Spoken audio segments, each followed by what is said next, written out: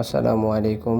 Office শেষ করে বিকাল ৫টায় যখন নামলাম মেইন রোডে অফিসের গাড়ি থেকে, তখন নেমে এসে মাথায় হাত, টানা ২ ঘন্টার বৃষ্টিতে ঢাকার যে অবস্থা হয়েছে তা বলার বাহিরে।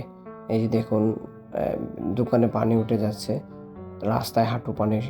তারপরে হচ্ছে বিভিন্ন দোকান, তারা খুব টেনশনে আছে, তাদের দোকানগুলোতে পানি উঠে যাচ্ছে।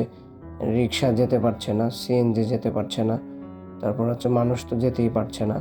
তো এরকম একটি অবস্থার মধ্যে দিয়ে অফিস থেকে এরকম মন খারাপ নিয়ে আমি এবং আমার কলিগ হাঁটতে আসতে থাকলাম। দেখুন, একটি সেলুনটা একদম টোটালি ডুবে গেছে। সেলুনের যে ওয়ার্কার, সে সেলুনের উপরে উঠে বসে আছে।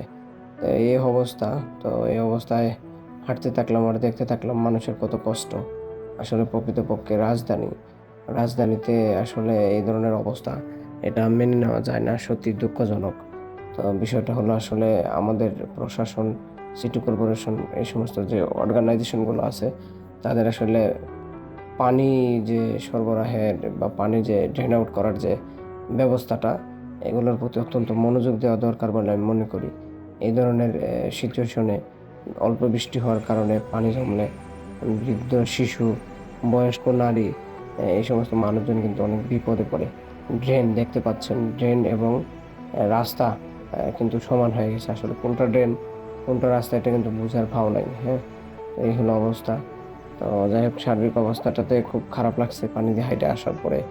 আসলে খুবই খারাপ লাগছে। আমি যে হাঁটতেছি, এটা আমার খুবই খারাপ লাগতেছে। বিশেষ করে বেশি টাকা ভাড়া দিয়েও কোনো গাড়ি পাচ্ছি না, যেটা খুবই দুঃখজনক একটি বিষয় ছিল। যাই হোক, যথাযথ কর্তৃপক্ষের কাছে ভিডিওটি পৌঁছে দেওয়ার জন্য শেয়ার করুন, লাইক, কমেন্টস করে পাশে থাকুন। ইনশাআল্লাহ আমিও আপনাদের পাশে থাকতে চেষ্টা করব। সবাই ভালো থাকবেন, সুস্থ থাকবেন। ধন্যবাদ।